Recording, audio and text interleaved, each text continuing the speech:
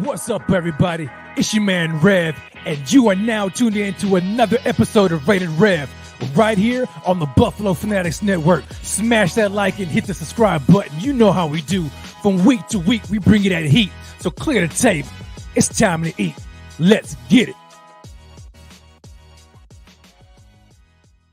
Listen up, sports bettors. Your favorite sports book, BetUS.com, is back for our 28th year of NFL action. With the industry's biggest sign-up bonus of up to 200%, BetUS offers our members the opportunity to cash in all season long. With live in-game betting, incredible odds with daily odds boosters, props, parlays, fast payouts, and exceptional customer service, BetUS.com has you covered. Visit BetUS.com to sign up today. BetUS, where the game begins.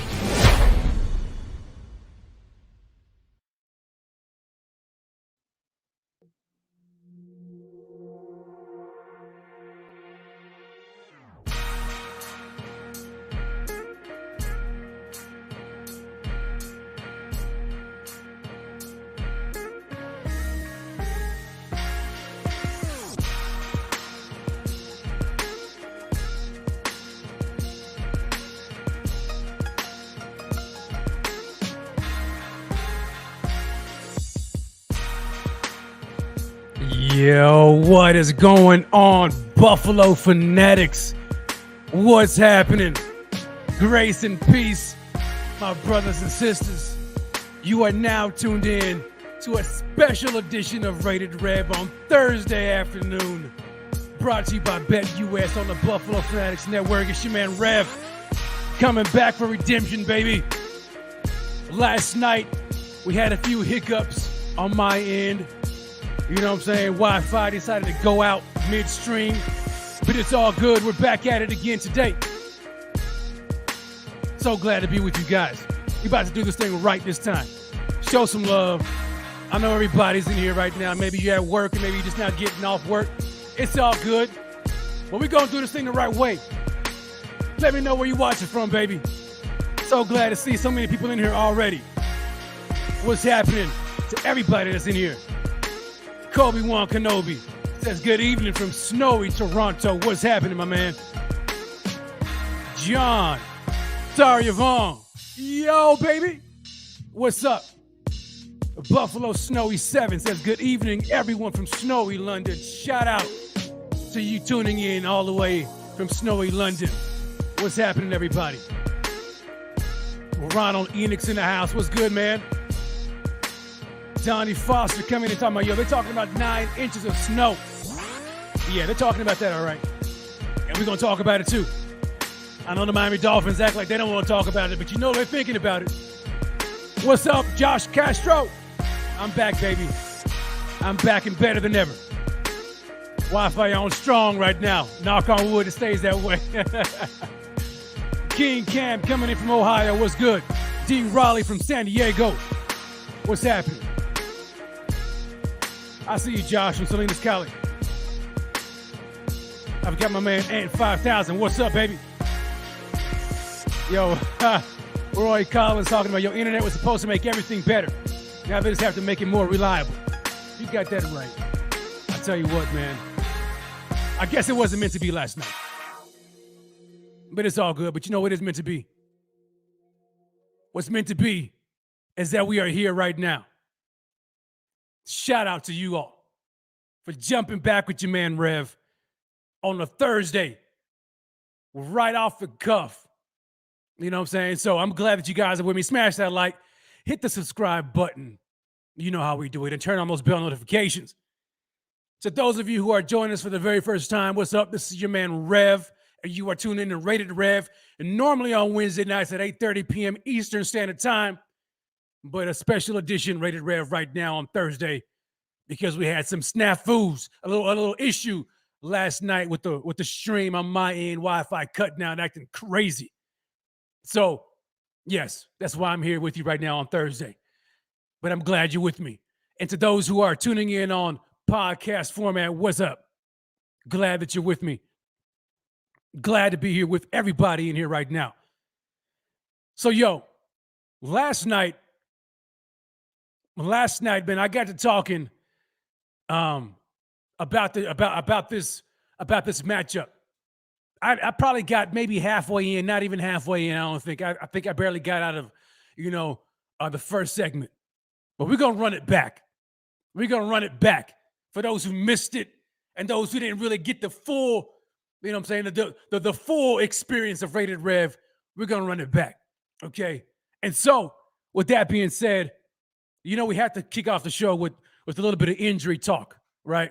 We've got to talk about the injuries, and we got a new injury report. So let me go ahead and pull that up here.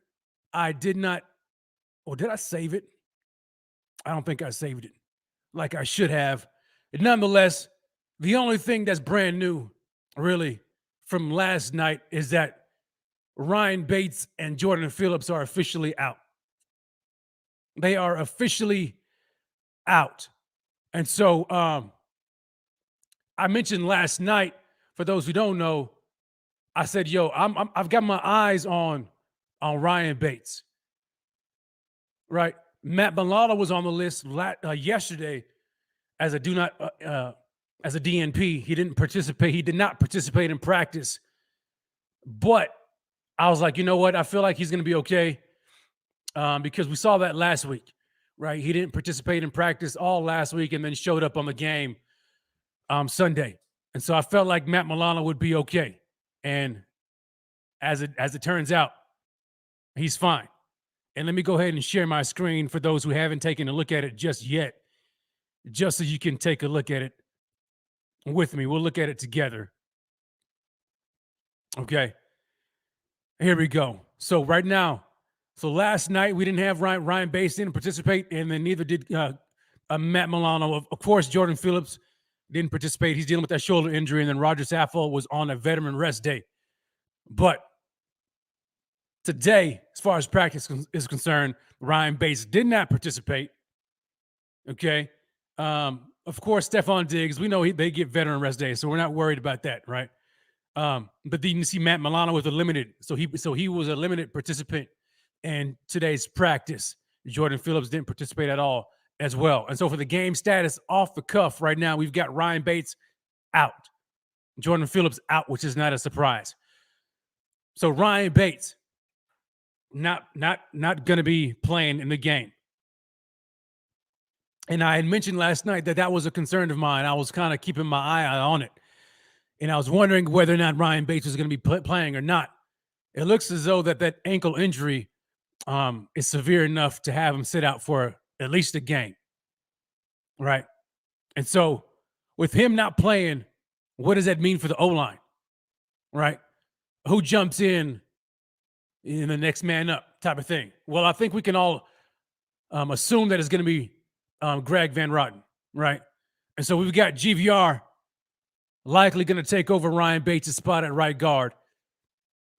And so I'm a little concerned about that, right? Because the right side of the O-line is already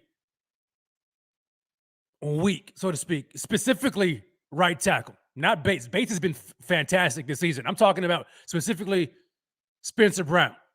Spencer Brown has been a problem all year, especially in pass protection. And so you've already got a weakness right there, and then you you add on top of that, or you compound that with a backup right guard in GVR. Okay, so Josh Allen, I don't know. We'll see what it's going to be like in this weather. Hopefully the O-line can give my man some time in the pocket. We shall see. But I am concerned about it a little bit, right? I'm not too concerned with the Dolphins front four pass rush, but they do blitz. And the last game in week 3, they did get after Josh quite a bit. And so they had him running around in the pocket quite often in that last matchup because they blitz quite often. So hopefully we're not going to spring a leak Saturday night against the Dolphins here in Buffalo. That is to be determined. But the rest of the injury report, I mean, it looks fine, right? I'm not concerned. Good news is that Matt Milano will be playing, right? He's not listed out. And so we should be okay. We should be okay. Other good news is that when you think back to the last matchup, how many players across the Bills defense, specifically just the Bills defense alone, weren't playing in that game? It was quite a bit, wasn't it? It was quite a bit. If I remember correctly, let me see here. Let me see who didn't play. Obviously, it wasn't. We know Trey White wasn't playing. Jordan Poyer did not play. That's 2. Trey White, Jordan Poyer didn't play. Micah Hyde did not play that game. Who else didn't play? Mitch Morse on the offense. Ed Oliver, I think he was out. And I feel like I'm missing somebody else. I think, did the Edmonds play? I can't remember. Nevertheless, there was quite a bit of players that did not play in that game. That were completely out from the get-go. Not even including players that we lost throughout the game, right? Just players that were definitely listed out off the top. It was at least 5 that I can remember. Okay? Well, we're getting all those players back. All those players are back. So that's huge just off the top, right? And so, yeah, I think it was no Poyer, no Hyde. Dane Jackson was out. That's right. I can't believe I forgot Dane Jackson. No Ed Oliver, no Jordan Phillips, and no Mitch Morse to start the game. They were out. Completely out. Out of that list of 1, 2, 3, 4, 5, 6 that did not play the game, we're getting all back except for Micah Hyde and Jordan Phillips. Okay.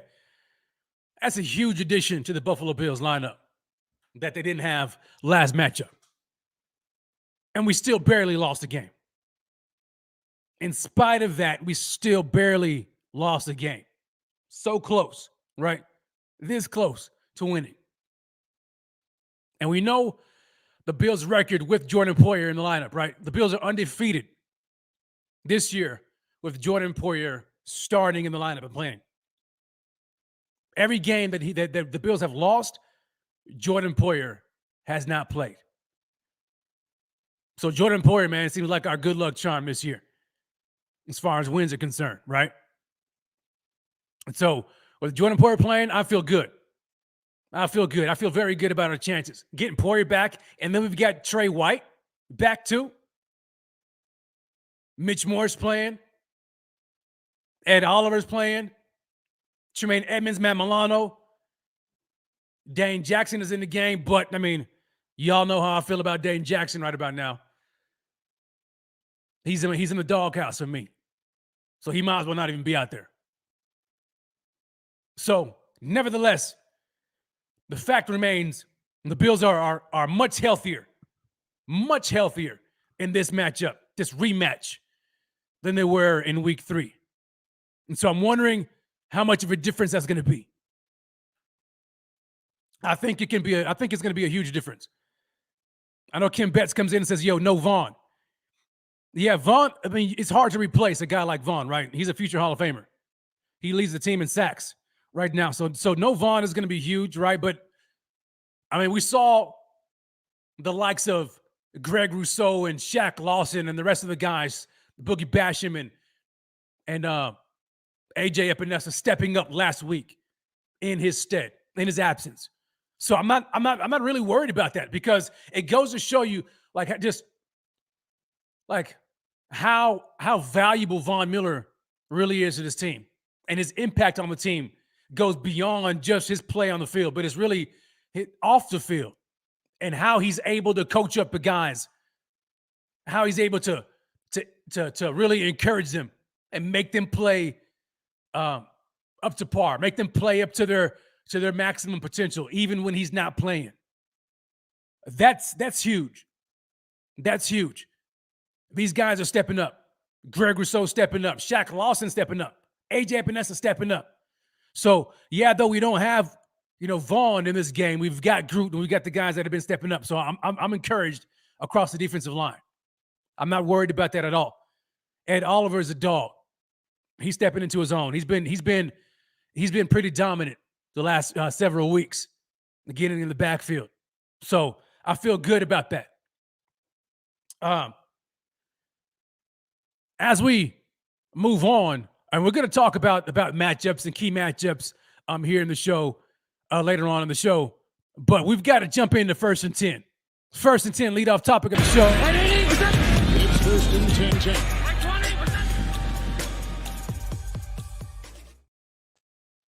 And in case you guys didn't catch it last night, I'm going to reiterate it again. We've got to talk about Cole Beasley. We have to, right? I mean, that addition right now to the offense, I think, was very big. Very big. First of all, it's very telling, in my opinion, about what Brandon Beane and probably the rest of the coaching staff thinks about the wide receiver room outside of Stephon Diggs. We came into this year thinking that other guys are going to step up. We came into the year thinking that guys like Gabe Davis were going to step up, solidifying that number 2 role. We thought this was going to be the year for him to really, really take that thing, take control over that role, and be that guy. I thought myself that he was going to have a remarkable season, 1,000-yard type of season. It has not panned out. He's been very inconsistent, to say the least. In training camp, Isaiah McKenzie, by all accounts, really won that job, the slot receiver role. But when you think about it, like, how much did he really win it, and how much did he get it by default? Because he was really going up against a rookie in Khalil Shakir. And we all know how Sean McDermott feels about rookies. He's not very high on rookies. In his eyes, they have to earn their stripes. Even though they may be better than the veteran, he's like, nah, they down here, they're on the lower end of the totem pole in my book. And so really, Isaiah McKenzie, it was really his job to lose, right? And the reason why I say by default is because Jamison Crowder got injured in training camp and has been on IR ever since. He's been on IR. So he's been a healthy scratch. He has not played all year. Rumor has it that he could make a return. I'm not too sure. We'll see. It's unfortunate because I think that had Crowder managed to stay healthy throughout training camp, he would have won that job hands down easily. There's no way McKenzie would have won that job, in my opinion. We've got a guy in Crowder who's a proven veteran slot receiver in the National Football League with very good success compared to Isaiah McKenzie. But nevertheless, things happen and it happened, right? It is what it is. Shoulda, coulda, woulda, right? But I guess we all the majority of us thought that, well, McKenzie, looked good in camp and that he was going to, just take over this slot receiver role too. Did not happen. Very inconsistent as well. So, two of the receivers that we really thought were going to come into their own this year have terribly underperformed by, I guess I would say the majority's expectations, right? Grossly underperformed. which really now you understand why Brandon Beane and no doubt the coaching staff and Josh Allen decided, hey, we need some reinforcements in this receiver room, because it can't just be me, Josh Allen, and Stephon Diggs. It can't. That can't be the offense. We've seen the struggles, right? Even though they're still racking up wins and winning ugly, we're seeing a different type of offense. To me, I think it's partly because there's really no other weapon stepping up outside of Stephon Diggs. Dawson Knox has really regressed, right? But his role has kind of changed this year, because now he's more of a blocking tight end. Because now all of a sudden we're springing the leak at right tackle this year. Spencer Brown is no longer holding his own. So now Dawson Knox has to play a lot on the line, block and chip. And so we're not really seeing the production out of Dawson Knox like we did last year, especially in the touchdown category. So, like, who else does Josh really have? Well, you know they're not running the ball like they probably should. So no wonder Brandon Beane is like, you know what, I've got to address this. We've got to bring some reinforcements in. Here comes John Brown first, right? Bring John Brown back. He gets elevated from the practice squad immediately and then starts that same week against the Patriots. Plays, I think, maybe a couple of snaps, I think. Almost had a would-be touchdown. I think there was a play where it looked like he had beaten the defense deep. Josh looked like he wanted to go that way, but Quessenberry sprung a huge leak at left tackle. Pressure came in on Josh. Josh got rid of the ball, and it went to McKenzie instead. But I think McKenzie was on the same side of the field that John Brown was. But it looked to me that he really wanted to go deep to John Brown there. And then we saw last week again, he took another shot to John Brown. John Brown almost caught the ball on the goal line, right? Or it may have been in the end zone. Pass breakup by Sauce Gardner. But you see the idea and you see what they want. They want to take those shots every now and again with John Brown stretching the field, and he can still do it, right? But that wasn't enough. That still wasn't enough for this team and for this offense. And so the huge hole, the glaring hole on this offense was really the need for a slot receiver that Josh trusts. A slot receiver that can really win his one-on-one matchups. Isaiah McKenzie has not been doing that. Sorry, not sorry. Khalil Shakir has not been doing that. Rookie, we already know. So Josh is like, hey, I need some help. I need some help. And it just so happened that Cole Beasley saw the writing on the wall. Smart guy. It was like, yo, according to him, he reached out to Brandon Beane. He watching the team. He knows the offense.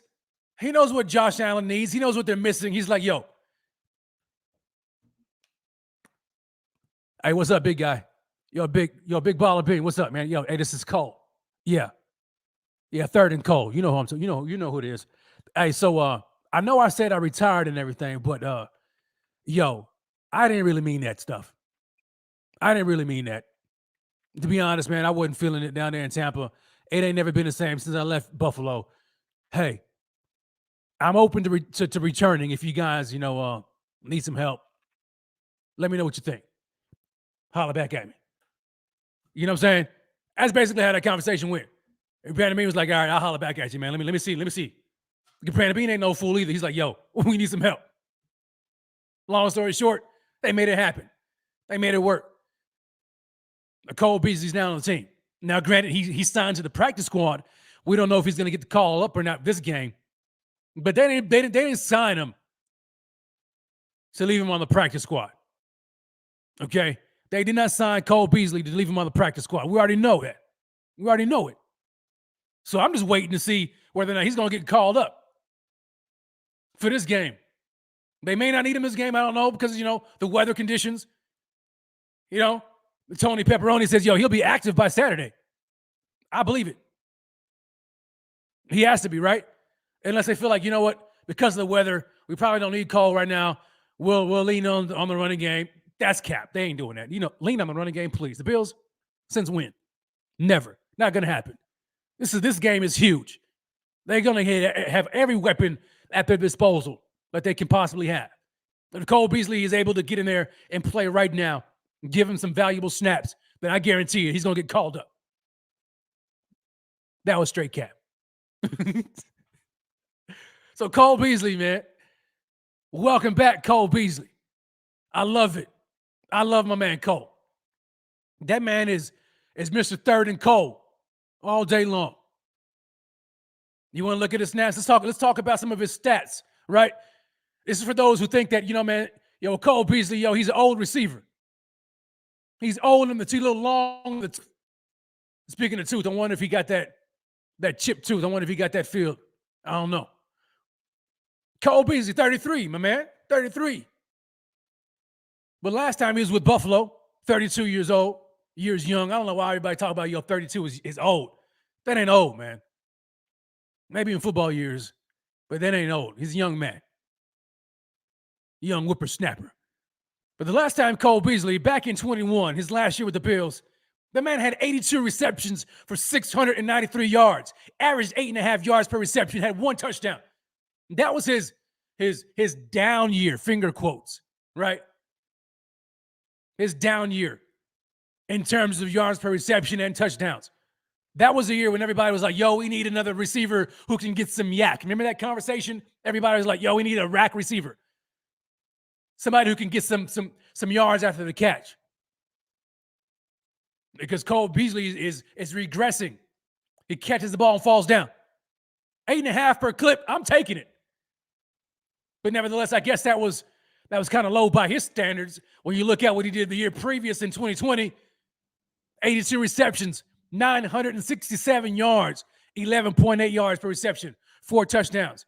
Back in 2019, his first year with the Bills, 11.6 yards per reception. So I guess by his standards, yeah, that was a slight regression. But he was still performing at a very good clip. Don't get it twisted. That man Cole Beasley still got it. Still got it.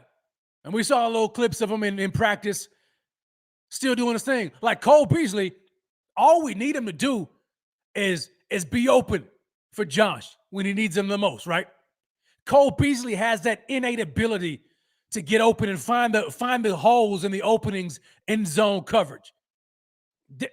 Probably, I don't know if there's another slot receiver, even at his age, that can do it as well as Cole Beasley can. That guy just has a feel for, he has a knack for getting open. Man coverage, good luck. Now, he may not, get a whole lot after the catch, but he going to break your ankles. Cole Beasley, man, he says, in the offseason, I don't even start working on routes until training camp. He says, man, all offseason, it's pick up basketball for me. That's how I get my quicks. That's how I train. Pick up basketball. Man out here performing like a point guard. You know what I'm saying? Crossing dudes up at the line. So, man, y'all wait for that. I saw you break your ankles when you went like, oh, man, ref. Yeah, that's what Cole was doing. Off the line of scrimmage, man. Crossing over people. Ridiculous. And he can still do it. And that is what we need. That's what we've been missing. That guy who can get open. You know who Josh used to look for on third down. That's the money down. It didn't matter. 3rd and 5, 3rd and long. Josh is looking for Cole Beasley. Where's Cole? Well, now he's back. Because who has Josh really been looking for now on 3rd down? Steph Diggs, ain't nobody else. And Josh is taking it. He's running it himself. He's scrambling, trying to, do a miracle play. But there hasn't been that consistent guy. Isaiah McKenzie, every now and again,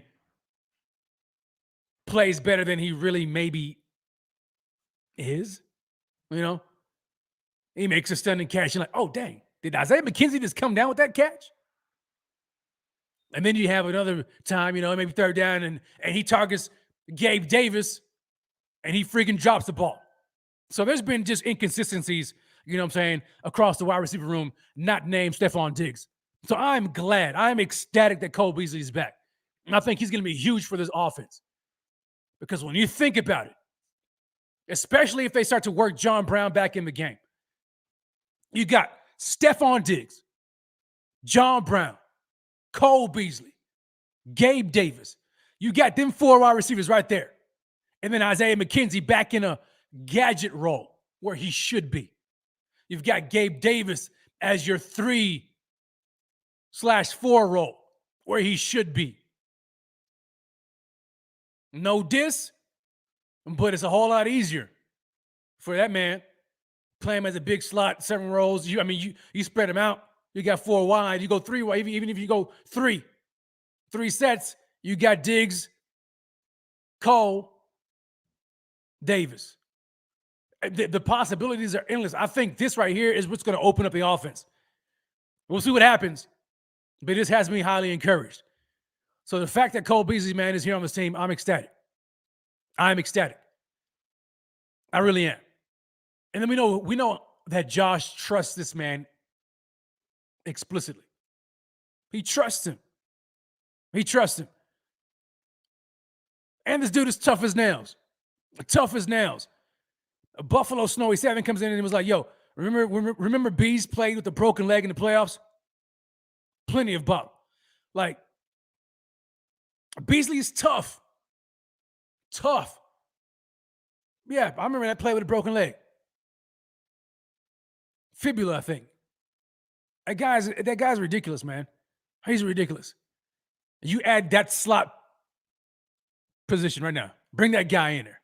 I think it's going to open things up for Gabe Davis. It's going to open things up for Dawson Knox as well. Because now defenses are going to have to look to Cole Beasley's side. When they see Cole getting it, they start to slide. They start to try to cover him. Then there's Dawson Knox. Or there's Gabe Davis. Oh, man. Yeah. And then you throw John Brown in there, and then he's beating dudes off, over the top. It's going to be fantastic. I can't wait. I'm looking forward to it. I really am. So I love the fact that Cole Beasley's back on this team. Love the fact that he's back on this team. But you know what? That's enough talking about Cole Beasley for now. Because there's a conversation that I want to have. There's a conversation I want to have because there are some people that seem to think that the offense really hadn't been struggling. There's some people that think that, man. And I beg to differ. I beg to differ. You know numbers, you can make numbers appear however you want, right? And but there's only so much that you can do with that. You cannot overlook the fact that this offense hasn't looked the same. It hasn't looked the same. And so I want to talk to you today, right now, about this ain't that. This ain't that. What am I talking about? Rev, what are you talking about? This ain't that. This current Bills offense right now that we've seen really since the Green Bay Packers game and really, since the second half of the Green Bay Packers game, going into the bye week and coming out of the bye week all the way to now, it's not the same offense. This offense ain't the same offense from the first half of the season. You say, Rev, tell me what you're talking about, dude. I hear you, Rev, but really, what are you talking about? All right. I shared a tweet. Well, no, I didn't share a tweet. I tweeted a couple of days ago about this. And let me see here. This is, where is it at? Yeah, I'm going to go ahead and share it. Okay, because it was a thread. Let me share my screen. Let me share my screen so you guys can see what I'm talking about. Shout out to everybody who's joining me live right now. We've got over 100 of you guys right now. Man, smash that like and hit the subscribe button. So let me share my screen here. And in case anybody who does not follow me yet on Twitter, go ahead and follow me at Rated Rev. At Rated Rev on Twitter. And you'll see what I'm talking about right here. And so a couple of days ago, I put out this thread talking about the Buffalo Bills offense, their scoring offense in two parts. This is what I mean when I say this ain't that. In two parts. The part one is from, if you look from week one of the regular season all the way to the first half of the Packers game. This is what you'll see. The Buffalo Bills offense put up 200 points in that span. Tyler Bass accounted for 30 points out of those 200, which is roughly 15% of the scoring. Okay? Part two of the Bills scoring offense starts from the second half of the Green Bay Packers game all the way till now, which I think at the time I did this was before the Jets game. Or was it after the Jets game? Was it the 13th? That was 2 days ago, right? What is that? That was so that was after the Jets game. All right. Now look at this.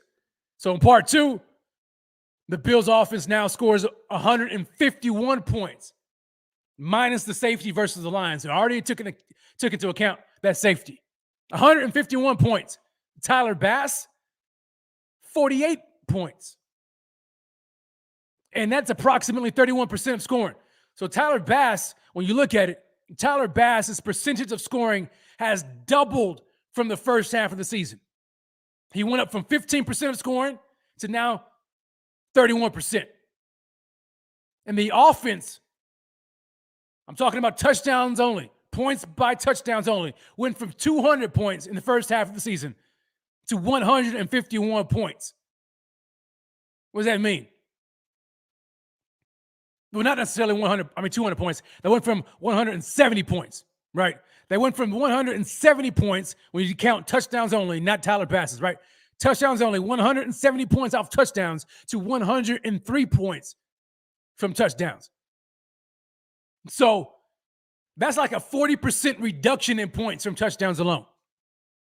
In my opinion, and this is what I said this is a substantial issue. And I just do not understand how a 10-3 record it makes this okay to overlook. I don't. Because I've said it quite often, and people will be like, yo, Rev. Yeah, but the Bills are 10-3. Yo, Rev. Yeah, but this. Rev.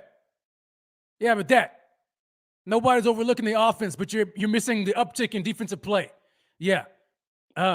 None of those stats can predict what will happen from game to game. It's okay to overlook because it removes a ton of context, such as whether an opponent from the, my man Kingpin, I guess the question is if that 170 was a sustainable number. Now, that's a good point, right? That's a good point. But the fact of the matter is, we've seen a huge drop-off, right? That was my point. There was a huge drop-off in offensive production. And though the Bills have been winning in spite of that, I would suggest that the Bills have not been winning because of the offense. They've been winning because of a strong defensive performance and the leg of Tyler Bass. That's me ducking projectiles. That's what it tells me. The Bills have been winning not because of the offense, but because of the defense and Tyler Bass. You know what I'm saying? If the offense was fine, like, they're still, top of the league in scoring, or they're still, they're 10-3, number one seed. If everything was okay, if everything was copacetic, yeah, I remember that word. If everything was okay, then why did Brandon Beane just add 2 receivers in the span of a month? Why? Less than a month. You know what I'm saying? Like, come on, baby. They see the issues. My man Kingpin's like, yo, was that sustainable? Look, I want this team. Look, this team firing on all cylinders is unbeatable. For real. Unbeatable. Unbeatable. There's no wonder the Bills came in as a Super Bowl favorites this year. They saw the offense last year.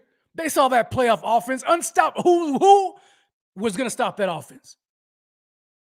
And we got glimpses of that offense in the beginning of the season until things started to spiral out of, control a little bit. We started to see some inconsistencies out of Gabe Davis, though he injured his ankle, but I'm not too sure how much that's hindering him. Inconsistencies from McKenzie. Maybe teams are starting to play him a little differently, but still that type of a regression, man, come on. So Brandon Beasley's like, yo, let's run this back. Let's bring the band back together.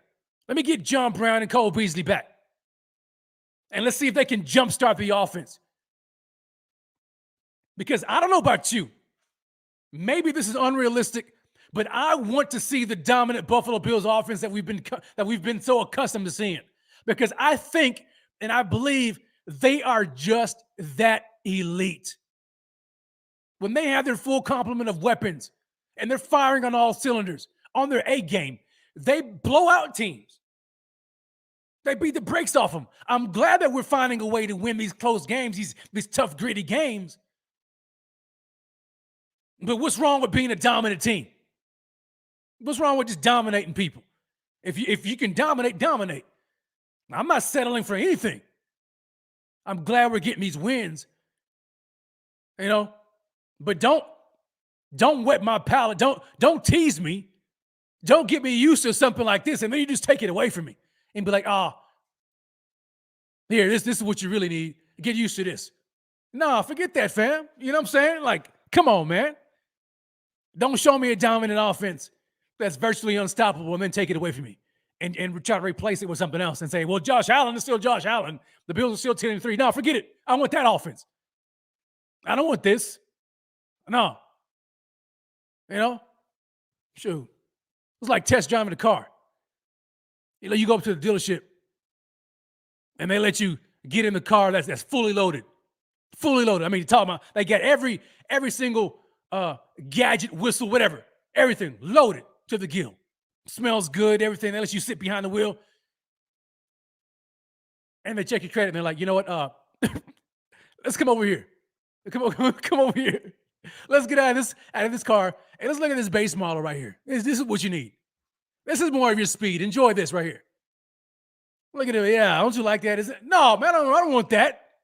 Don't give me that. And don't try to make me think that this base model is as good as that fully loaded model. I want that fully loaded model. Bring that back. Where's that at? You find a way to get me approved for that loan. I want that car or I'm walking out of this dealership. You know what I'm saying? That's what I'm like, man. That's how I'm feeling with this offense.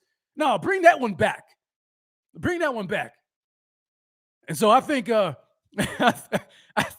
think that's what we're missing, man. That's why I'm so disappointed. Y'all let me sit in the fully loaded car, and they're gonna take it away from me and be like, "Hey, but we're still 10-3. It still rides. It's still a good car." No, forget that. Bring it back. I want your manager. Show me your manager. Give me your manager. Where's he at? No, try to convince me that this base model is good after having me sit down in the fully loaded. What's wrong with you? Y'all know I'm talking the truth. Y'all know I'm telling the truth. I'm preaching this right here, man. Anyway, that's how I feel. So this ain't that. I said all that to say this ain't the same offense as that was. And y'all know it. You can try to convince yourself if you want to, but you ain't fooling me. I'm not falling for that okie doke. Pierre, I see you. I see you, Pierre. You try to make me settle for that all you want. I don't want that. Some watered down Kool-Aid. That's what you're trying to give me to drink. I don't want that. I don't want it. Spit it out in your face. Anyway, yeah, there you go. That's what I'm talking about, man. Come on. See, Pierre, it just took this long, right? It took me to have some Wi-Fi issues for us to finally come on, to agreement. I'm glad you finally on my side now. I'm glad I can convince you. But anyway, yeah, I want that offense back. And I'm hoping we can get it back. I'm hoping Cole Beasley can help jumpstart that and bring back that fully loaded model that we've been so accustomed to seeing. Because that car right there, that bad boy, that's the Ferrari that we want to see. You know what I'm saying? I mean, this Toyota Camry is all right, but it ain't no Ferrari. Bring that Ferrari back in the garage, baby. Let me see that. Pull that thing back up on the showroom floor. Let me see. There it is. Oh, yeah. There it is. That's what I want. Yeah, we still 10-3. We still 10-3. But that don't mean the offense is clicking. And that don't mean the 10-3 record is because of the offense. Don't go there, Pierre. Don't go there, baby. This ain't that.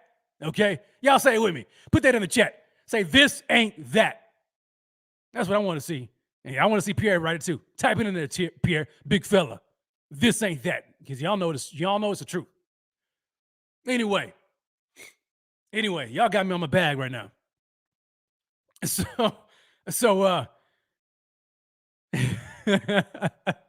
anyway, well, we're 45 minutes into the show, man. It feels like I just started. Smash that like, hit the subscribe button. You know how we do it. Y'all know how we do it. Bada Bing Crosby comes in and says, yo, is Rev the new king of analogies? Rico better watch out. Hey, I've been getting a little pointers from my man Rico.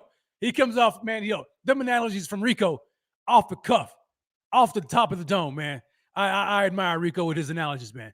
But yo, it's easier to understand when you're able to drop a good analogy. You know? So I'm feeling. John says, yo, Rev, I like Rev better on Thursday. Don't y'all tip me. Don't y'all tip me. We just far in the season. I don't know if we can switch it up. Anyway, I'm willing to do whatever it takes for the team, baby. If y'all want me on Thursday, I'll be on Thursday. This time. Nevertheless, let's keep it moving, baby. Let's talk about this matchup here against the Dolphins. Against these stinking Dolphins, man. Oh, I can't stand these Dolphins. And I want to talk about like the Bills' plan of attack on offense and defense against this team. Right? That's kind of what I want to get into. But before I get into that,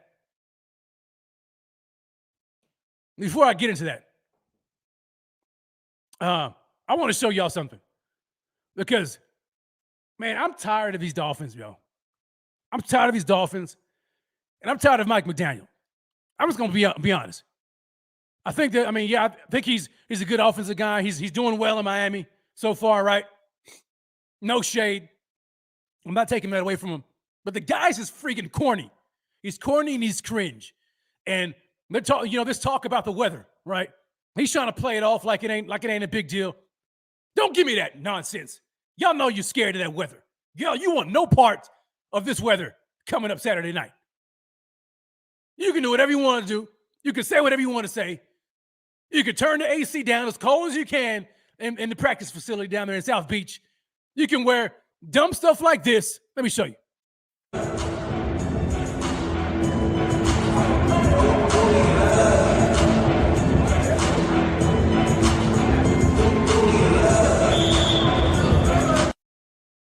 Just stupid.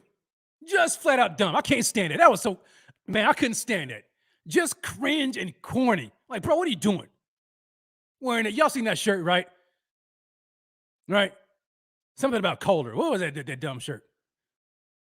I don't even remember how stupid it was. That's how dumb it was. Anyway, foolishness. Walking around wearing that shirt, like he's trying to be cool with his hand in his pocket, with his capri pants rolled all the way up. With his playbook in his hand. And then he's going to stop in front of a player like, hey, you see me in my T-shirt? Yeah. Freaking goofy sucker, man. Goofy. Just flat out goofy. Down says, this guy's a fool. Bruh, like I don't know, man. That guy just goofy, dude. Green Shoe said, yo, McDaniels is a skimp. What a joke. Watermelon head. There we go. Chris 7 Arabs. That's what I'm talking about. Tony Pepperoni says, yo, he calls him a jabroni. Period. And so is Burrow. Yo, that guy, man, I don't get it, dude. I don't know. That was the dumbest thing I've ever seen. Like, I thought that was the corniest thing ever. Ridiculously corny. You know what I'm saying? Like, I don't know if I care about your team. What's your T-shirts all of a sudden is going to hype your team up? It's going to hype you. I got a T-shirt on. Talking about making it colder. Y'all don't want that. How can you wear a T-shirt that talks about making it colder when reports came out about you guys putting heaters on the bench in L.A. when it was 50 degrees? Don't wear no T-shirt talking about making it colder. Y'all almost got me choking. I almost choked on that. That guy, that gummit, man, come on. You know it's a ploy. He's over there trying to hype himself up. Make it colder. Yeah, bro, you had heaters on in 50-degree weather in LA. And y'all were in LA for 2 weeks. You didn't get used to that? Ridiculous. Ridiculous. And then on top of that, if that wasn't enough, then you got Tua looking like, sounding like Russell Wilson 2.0 over here with his corny self. We're talking about, yeah, guys, so I'm not really worried about this weather. It's all a mindset type of thing, you know, because I'll tell you what, back in the offseason, I was training with my brother in Maryland, and it was 20 degrees out there, but I was training in Maryland, and so I'm not really concerned about this weather. It's just a mindset thing. We'll be fine. We're just going to be just fine. I was training in Maryland with my brother in Maryland.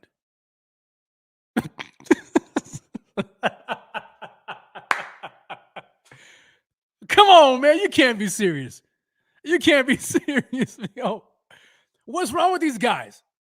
What is wrong with these guys? What is wrong with these guys? Oh, dude. Like, I don't get it. I don't get it. I don't get it. I don't get it. Some corny dudes, right? Which is all the more reason why we cannot lose this game. Okay? And so we've got Mike McDaniels trying to look cool and wearing the T-shirt with capri pants rolled up to his knees. And then we got Tua talking about he was training in Maryland. And Pierre says, yo, don't sleep on Maryland. It gets cold out here. Chill, this is where I'm at.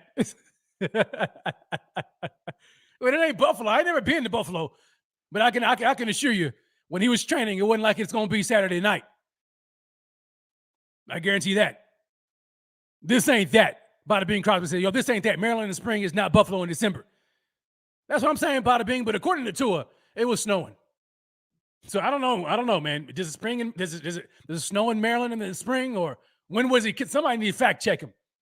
Go back, check the Maryland weather reports. Back whenever he was out there training in the off season. I mean, their off season did start early, right? Like, was it December or something like that? They didn't make, so maybe that's what he's talking about. Maybe it was still winter because they were sitting at home. Pierre says, yo, Buffalo cold, a little different though. Ain't it? Yeah, that's what I've been hearing. There's no cold like Buffalo. It's different. It's different. I think Jordan Poyer said recently, I think he was talking, I can't remember where I heard him at. I don't know if it was on the Pat McAfee show or something. I can't remember. But anyway, he was like, yo, I remember when I was in Cleveland and coming to play in Buffalo. He's like, and it's cold in Cleveland. He said, I remember we got off the plane and that wind chill just slapped you upside the head. And he was like, oh, forget this. He was like, yo, this is different. You know what I'm saying? And so, yeah, this is different. I would imagine what Tua and the Dolphins are going to see this Saturday night is going to be much different than what Tua saw in Maryland, whenever that was. Nevertheless, they better get ready. The Bills better be ready too. And here's another thing that ticked me off. Let me show you guys this. Let me show you all this, man, because this really got me. Did y'all catch this Mike McDaniels clip? This was his press conference. I don't know if it was yesterday or the day before yesterday. They're talking about the weather too, right? And I think he threw a subtle jab at the Bills and was kind of being a little petty. At least that's what I took. But y'all let me know. This is what Mike McDaniels said. This is what Mike McDaniels said. Check this out. And then you adjust as best you can. You know, there's certain things that become harder when there's moisture or it hits a certain level of frigidness. But, the good news is there's not different atmospheres on both sidelines. So. Did y'all hear that? Did y'all hear that guy? He said, but the good news is there's not different atmospheres on the sideline. You can't tell me straight face that man did not throw a jab at the Bills. You can't tell me that. You can't tell me that wasn't a subtle, petty jab at the Bills. Talking about the good news is there's not two different atmospheres on the sideline. Wink, wink. Like it was in Miami week 3. Totally different set of circumstances in Miami week 3, fam. When we baking out there, you know what I'm saying? Just baking in the sun in Miami while y'all chilling in the shade. And then you don't provide no fans because y'all chilling in the shade. That game right there, two different atmospheres in the sideline. They ain't want to talk about, y'all. The good thing is there isn't two different sidelines. I mean, two different. Man, look here, I started to slap him. I started to jump through that TV screen and slap him upside his head. That's what I started to do. And I hope the Bills slap the mess out of him. I'm talking about no holds bar, not holding anything back. All gas, no brakes. Beat the snot out of him all game long. That's what I'm hoping. That's exactly what I'm hoping for. That guy, he thought he was slick. He thought he was slick, man. He thought he was slick. He did. And this is why, where's it at? This is why I'm with you, Johnny. Johnny Fonson says, yo, we won't lose. No way. No way. There's no way we lose this game, right? And that's a perfect segue into this segment right here. Perfect segue into this segment. I will lose it if, and I need you guys to fill in the blanks. You all gonna help me out on this one. I will lose it if blank. If what? Well, let me start it off. Number one, against the Dolphins right now, Saturday night, Highmark Stadium, Buffalo, New York, frigid weather, snow globe, lake effect snow, 9+ inches of snow supposed to be expected. I will lose it if McDermott does not play Kaiir Elam. Let me tell you right now, we have seen a couple of teams already play these Dolphins differently. We saw what the Chargers did to them. They were physical with the receivers off the line of scrimmage. They pressed them. They even got in between them off the line of scrimmage. So that way, they essentially took the middle of the field away from them. I even saw Kyle Van Noy at times. He was standing up in a 2-point stance in between Tyreek, right? And it's at the snap, he just knocks the snot out of Tyreek off the line of scrimmage. In this game right now, granted, we'll see if weather impacts it or not, and we'll see whether or not the Dolphins are going to try to still pass the ball. But regardless, in this game, you want to keep them guys in check. Leslie Frazier, Sean McDermott. And so you got to be physical with these guys off the line of scrimmage. We know this is a timing offense. Tua is a rhythm thrower. That offense is all about rhythm. He's probably throwing more to a spot than he is a receiver. There is no way, no reason you should not be playing Kaiir Elam, who is the bigger, more physically imposing cornerback of the two between he and Dane Jackson. Kaiir Elam, out of Florida, played press man coverage. I get it. I know this scheme is all about zone. You guys play man sometimes on the other half of the field. I don't know what's going on with Kyrie Elam and McDermott. I don't know what Elam did to deserve this doghouse treatment he's getting. But stop it, Sean. Stop it. Right now, swallow your doggone pride. Play the man. Dane Jackson is hot garbage. He's played like hot garbage for I don't know how many games now. He's been exposed since Jacoby Brissett and the Cleveland Browns. And you still trot this man out, number 30 out, like he's your elite number 2 guy. Getting abused, torched, whatever the case may be. Every game. And yet and still here, all of a sudden, here's your first round draft pick. The guy you traded up for, here's Kyrie Elam sitting on the sideline. Inactive for crying out loud one game. Healthy scratch because you wanted to see what you had in a practice squad cornerback in Xavier Rhodes. Are you kidding me right now? You got to be kidding, right? And then last week, you activate Kyrie Elam. You put Xavier Rhodes in the practice squad, and this man isn't having that one snap. Not one. All game. What in the you-know-what is going on? Sean McDermott. Look, he better not be on the sideline this game. Not this game, unless you want to see Dane Jackson getting abused and cooked all day long. I better see Kyrie Elam. I will lose it if McDermott does not play Kyrie Elam. I will lose it, man. I'm going to lose it. My man James Mormon comes in. He says, I will lose it if Motor doesn't get 100 yards. I like that. And a game like this, and these elements, I would think that you would lean on the ground game. But James, I agree with you, baby. Because number 2 for me, I will lose it if Ken Dorsey acts like the weather is only an accessory for those watching the game and chooses to air it out instead of running the ball.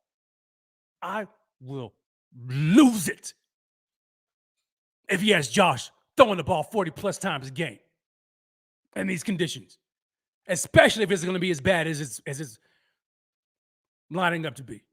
I will lose it. You better not even think about it, Ken. Run the ball. Run the stinking ball. Shoot. Why you ain't gonna run the ball, Ken? Huh? Why? Look at the weather. Look at the weather, Ken. You got 9 inches of snow, Ken. It's gonna be ugly, Ken. It's gonna be windy, Ken. I know Josh Allen is weatherproof, but come on, you can't throw it 9 inches of snow, Ken. But I know you're gonna try to do it, aren't you? You're gonna do it. I just know you are.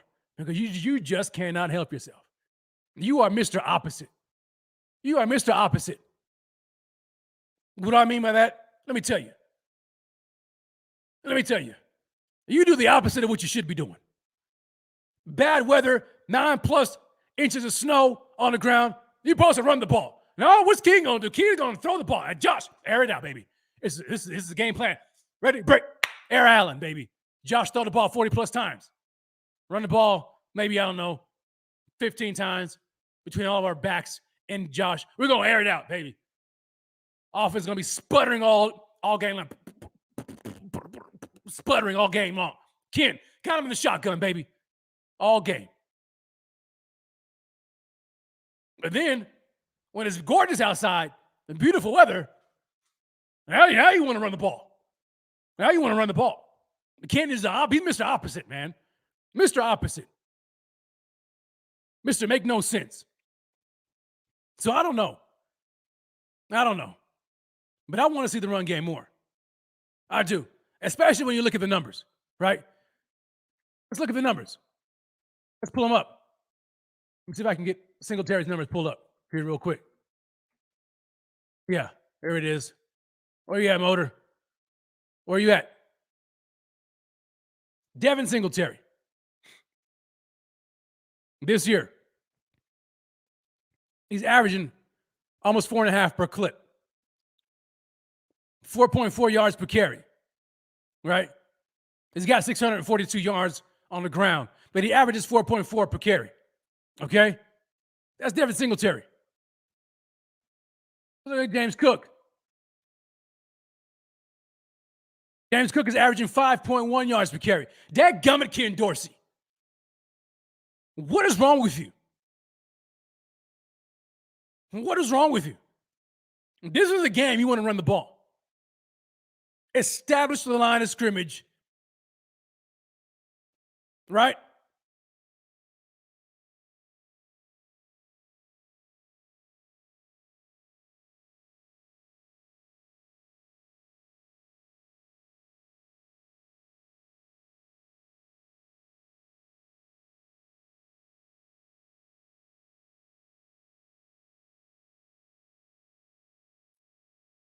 No, we better not have it again.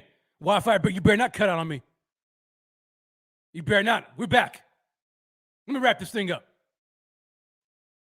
Internet, man, it's a conspiracy out here. Anyway, I'm going to lose it. Run the ball. We got 4.4 in Motor. We get 5 in James Cook. Boom, baby. That's first down. So you got first down right there. Turn around, hand the ball off. You ain't got to go ground and pound. But doggone it, man. If he abandons the run after the first series, I'm going to lose it. Okay? I'm going to lose it. They're right. And I'm going to lose it if my internet cuts out again. Roy Collins says, yo, Rev must pay for his internet by the hour. Bills Mafia says, Rev got dial-up. Yo, this ain't never happened. I don't know what's going on. But anyway, let's move on.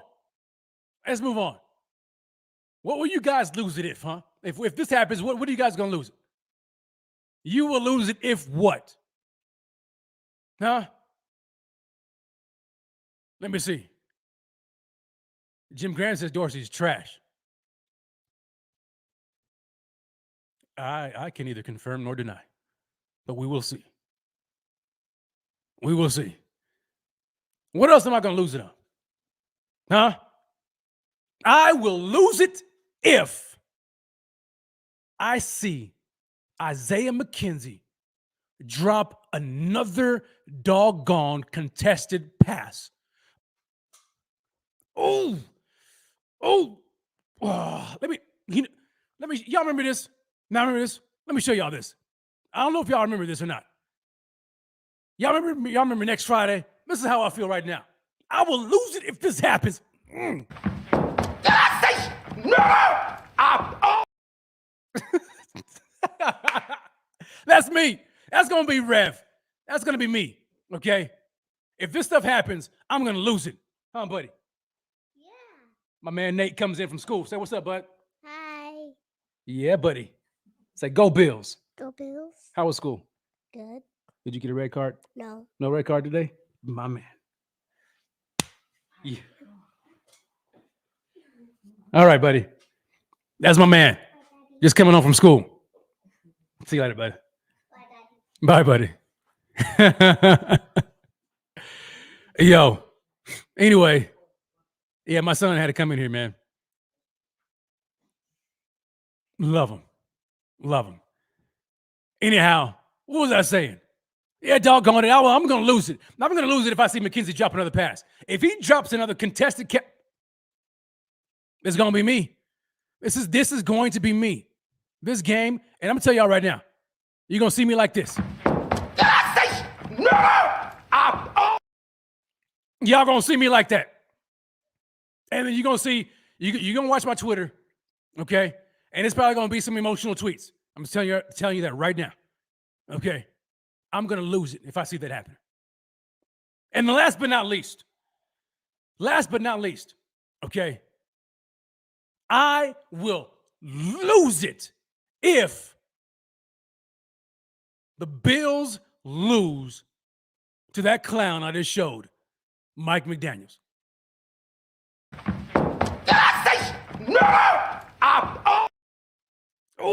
I will lose it. If we lose to that guy, Mr. You watch me wearing my T-shirt, Mr. capri pants rolled all the way up to my knees. Mister, let's turn the AC down to try to prepare for the game. Mister, at least there's not two different atmospheres on the sidelines. If we lose to that guy, Sunday,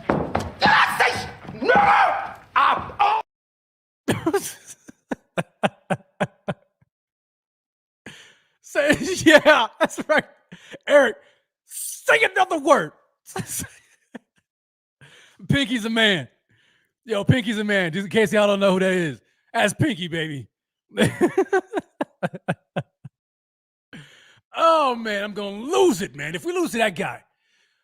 Oh, and y'all know, if y'all know that clip, I had to kind of edit that last part out. You know what I'm saying? I had to edit that. But Pinky, man, that was hilarious. That part's hilarious. Anyway, yeah, I'm going to lose it. I am definitely going to lose it for sure. All right? So let's hope that the Bills handle business. Okay? Let's hope the Bills handle business. All right? Now let's talk about the plan of attack as we get ready to close out the show. The Bills' plan of attack. All right. Offensively, for me, and let me go ahead and take this banner off. Where'd it go? So, offensively, this is what I think. I think we just got to keep it simple, man. Let's keep it simple. We got to run the ball. We have to run the ball. At least try to run the ball. Okay? I know you're going to try to pass it. I know that's what you're going to do. I already know it. So my expectations are kind of tempered when it comes to watching the Bills run the ball. My expectations are tempered. But I'm saying at least try it for more than a series, okay? If you got 4 quarters, even if they happen to slow it down a little bit after the first series, it's okay, Ken. It's okay. You don't have to abandon it. You don't. Keep on running the ball. Be creative. Come up with a different way to run it, right? It's okay. But in these elements, will you please try? Please. For longer than one series, okay? Run the ball on offense, okay? Secondly, take advantage of the elements, right? Right? This is what I want. And here's another reason why I think they need to run the ball. You got the dudes from South Beach, right? They're coming all the way up to Western New York in this kind of weather. They want to talk to this trash about how this weather's not going to affect them. Prove it. Have them sitting on the sideline all game long while you just sit there and you run the ball and you eat up the clock and you eat up the time of possession game and you march down the field and you just continue to chew clock out. Meanwhile, you got Tua, Mr. I practiced, in the offseason in Maryland, sitting there freezing his little buttons off.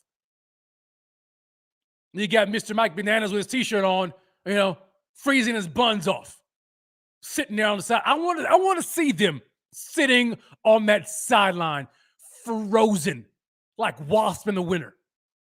Y'all ever seen wasp in the winter? A wasp in the winter? Huh? Just stuck to the wall. They ain't moving.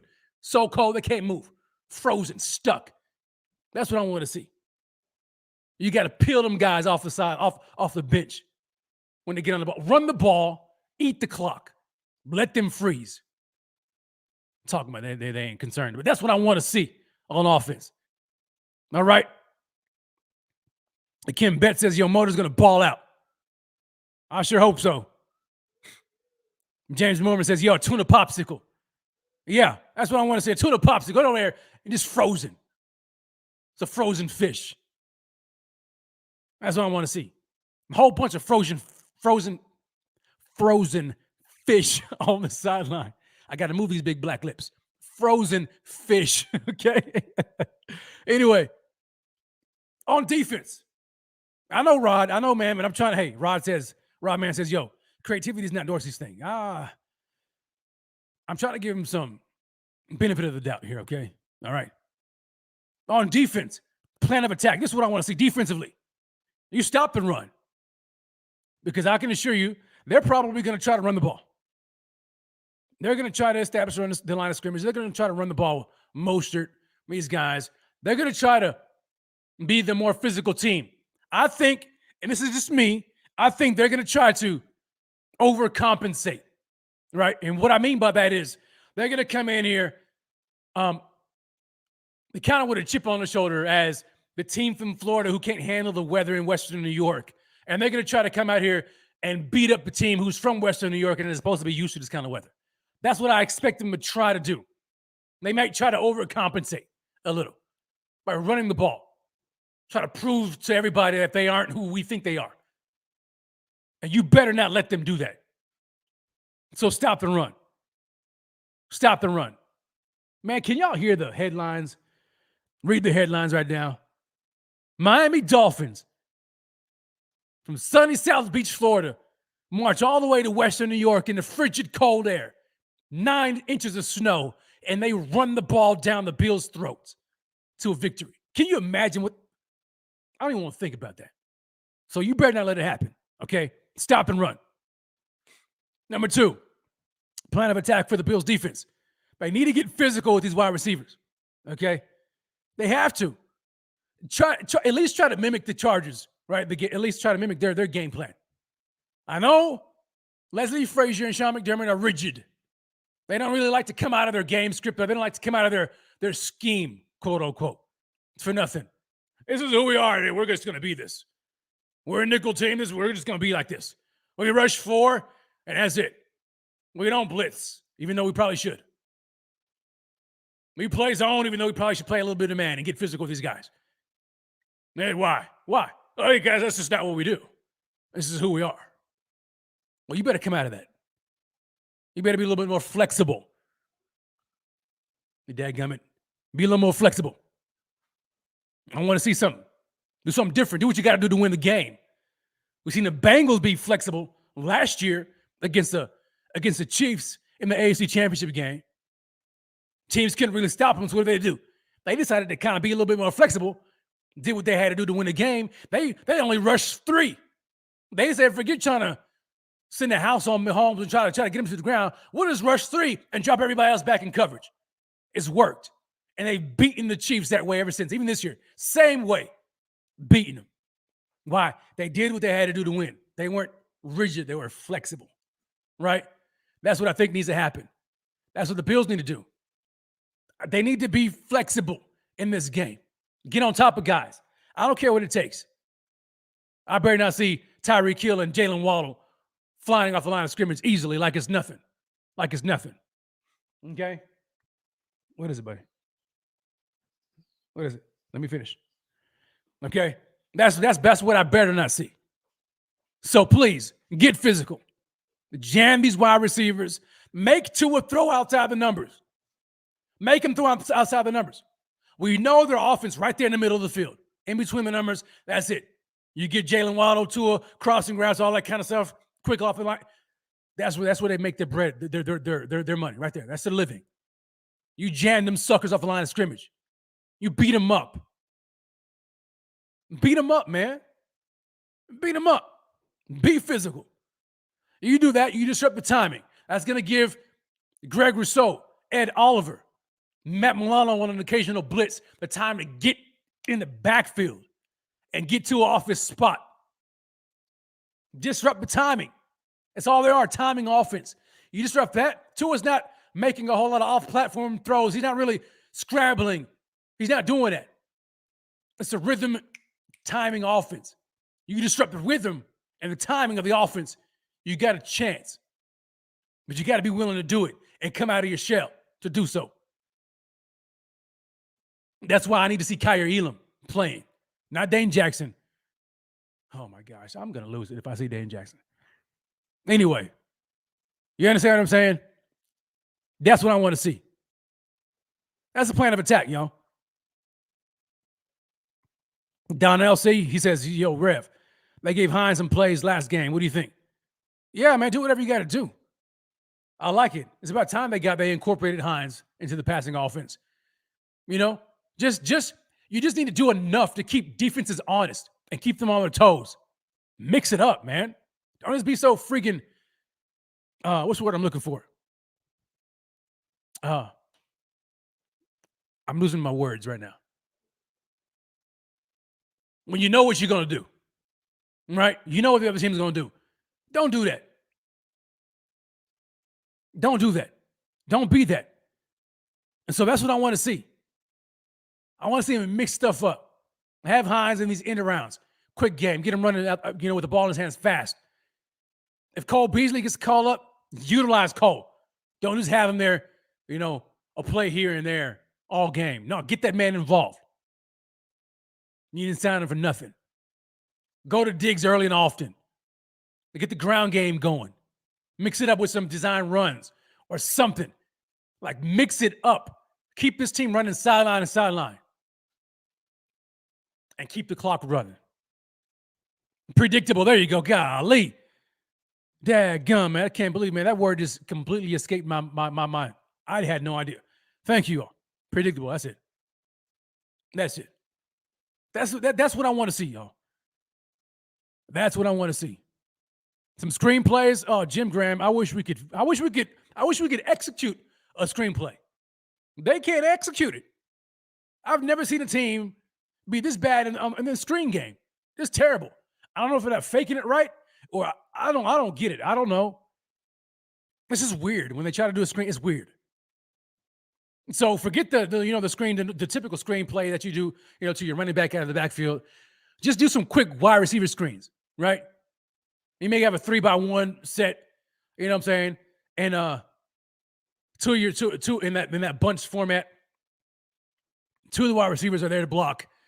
One is there to catch the ball quickly for wide receiver screen. We saw John Brown do that a lot. We saw Cole Beasley do that a lot. Do that. Those screens work. Right? Do something. Biz Mafia Hitman says, run the screen with Cook. Do it, man. Do something. Try it. But even Josh looks weird trying to do the screen game. He looks weird. He's like, he doesn't know, like, you seen his release? This looks weird, like how he's trying to throw the ball over the top, or kind of like sidearm it, or he just dirts it. It's just weird. It just doesn't look right. I don't know. Donnie Foster says he's going to lose it if Frazier plays zone. He's going to be pissed. I don't blame you. Man. I mean, I get it. I mean, Tyreek Hill, you don't want that guy to get behind you. So I get it. There's an element of concern right there about getting beat over the top, because it all takes. But Tyreek Hill, how much are we really going to be expecting him to do that? I mean, he's coming off of an ankle injury, and then he has to go in Buffalo in these conditions. Hopefully, the snow on the field slows him down, and so it's less of an advantage for them, and more of a neutral type of a thing for us. You know what I'm saying? We'll see. Jim Graham, I'm all about being creative. He says, "What about this throwback play? Roll Josh one way, throw back to Cook." I don't care what they got to do. Just do something different. Do something different, for crying out loud. Mix it up. And so this is what I want to see, man. Yeah, Jeff B comes in. He says, mix it up a little bit, man. A little press man, a little zone, mix up Tua. Mix Tua up. It ain't hard with a few timely blitzes. Yeah, I mean, that's it. And get him on the ground. I'm talking about let him feel it. You get a chance to knock him out. Not really. No, I don't really mean knock him out. Okay, I didn't really mean it like that. Okay. I mean, you know what I'm saying? Knock him, hit him hard. Knock him on the ground is what I'm trying to say. Okay. You get a chance to take a shot, you take a shot. Put him on the ground. Let him feel it. Let these guys feel this hard turf, and it's cold. Sit on them a little bit. Even the players, push them in the snow. They get tackled, lean on them a little bit. Do it. I want to see these. I want to see a bully on the field from the Bills. That's what I want to see. Put them in their place. Let them know who the real number one dogs are. Y'all got lucky week 3. But it ain't going to be the same thing this Saturday. You think you're going to get this number 1 seed? You think you're going to get the number 1 in the AFC East?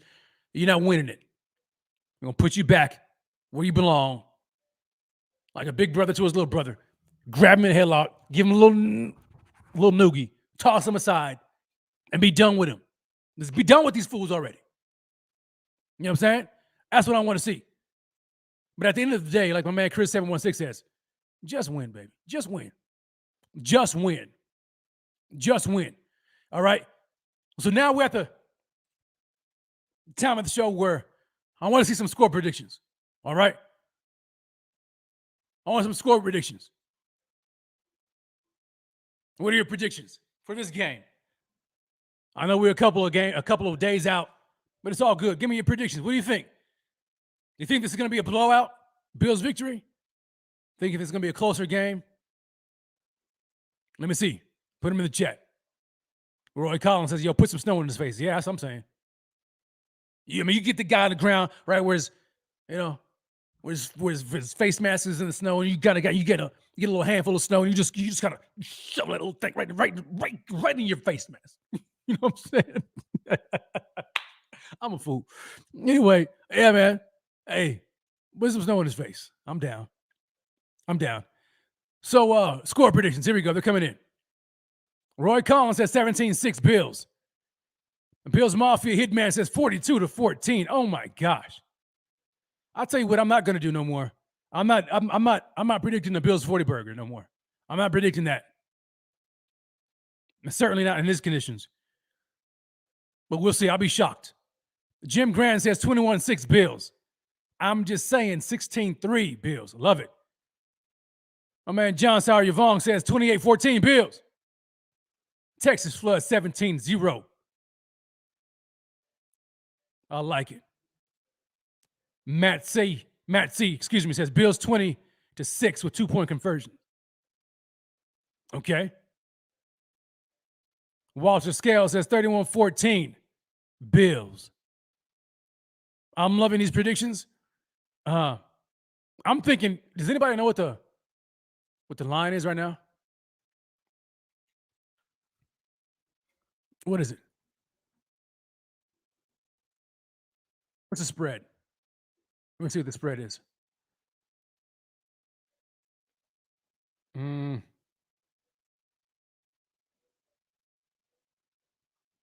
Dolphins plus 7.5. Is that it?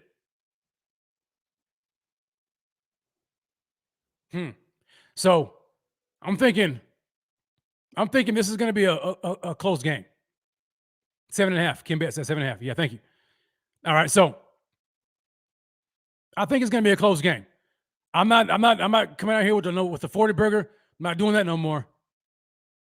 Kim Bet says 28-10, but still waiting on that 40 burger. I've been waiting on it since the Titans game. John S says 33-10 Bills. Cali Blitz says 10-17 Bills. Johnny Foster says, yo, no 40 in the snow. Yeah, no, I don't see that happening. He says, I doubt we put 28 up in the snow.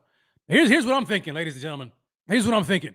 I'm thinking the first team to 20, or even on the plus side of 20, is probably going to win the game. If the Bills get 20, or even a little bit more, 23, 21, something like that, I think they win the game. I don't think we're going to see any Tyler Bass field goals. That could be a key right there, too. Because with the snow, I want to know how aggressive Sean McDermott is going to be on fourth down. If they're in the plus side of the field and they're like kind of in range, right, for Tyler Bass's field goal, but because of the conditions on the field, they elect to go for it more often than they probably would have. And so we probably won't see many field goal attempts, right? So it could be just a grinded out type of a game. Go for it a lot on fourth down, especially if it's fourth and short, fourth and reasonable, right? Or, I mean, if they're on the plus side and they know they would normally probably kick a field goal, they might take some penalties to kind of, back them up a little bit and try to punt it. Pooch it. We may see that. Special teams could be huge in this game. So I'm thinking it's going to be a close game as well. I'm going to say I don't see him making a field goal, man. I just don't see it.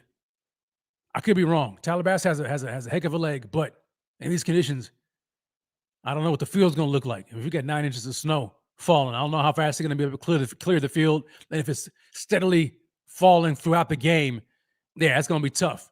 So I'm going to say Bills 21. Bills 21. Right? Bills 21, Dolphins 14. 21-14. That's my score. 21-14. And I didn't want to give them 14, but I figured they might, I score a couple of times. 21-14. That's what I'm saying. And we come out there with the win, solidify our spot still, show us that we're king of the mountain in this division. You know what I'm saying? Still the number one seed in the AFC. Put the Fins back in their place. 3-game losing streak. Let them eat that L for the third straight time. And we enjoy the rest of our Saturday. Let me get to chill Sunday and watch the rest of these games. That's what I'm thinking, ladies and gentlemen. You guys let me know about that. But that's where my mind is at. You know what I'm saying? That's where my mind is at. So, ladies and gentlemen, boys and girls, that's my time. I so appreciate you all joining me right now for a special edition of Rated Rev on Thursday. Shout out to you guys. You didn't have to come back and watch this. I'm glad you did. Oh, this Thursday thing. You guys let me know what you guys think about this Thursday slot. So should we switch it up a little bit, Or should we stick with the Wednesday night? Y'all let me know. Y'all make sure you go ahead and follow me at Rated Rev. I need to get my follower count up on Twitter. I've been sitting at about 600 plus. I can't get over the hump. Help your brother out. But nevertheless, let's keep it moving, man. Enjoy the rest of your day, your evening. Enjoy your Friday. Stay tuned, man, for Friday night. My man Rico, the Rico Report Friday Night Live. You know how he does it. It's going to be off the charts. And then Saturday, I'm sure there's going to be a pregame show, as there often always is. I will not, unfortunately, be there. I'm going to be in the food truck on Saturday night, trying to catch the game while I'm smashing these burgers and frying these wings. Trying to catch the game on my phone. So that's where I'm going to be. But it's going to be a good Bills Saturday night. Bills victory. Let's get that dub. All right, ladies and gentlemen. Bills, yes, wait comes in. Bills wearing the all-red unis. The color rush unis, baby. Are they going to pull out the red helmet, too? Imagine they do that. Oh, man, that'd be fire. But regardless, all red, color rush at Christmas, Phil. Bills are going to do their thing and squish the fish. That's what's happening Saturday night. So grace and peace, ladies and gentlemen. Until next time, you already know what time it is. Smash that like on your way out. And I'll holler at y'all next time. God bless. And as always, baby, go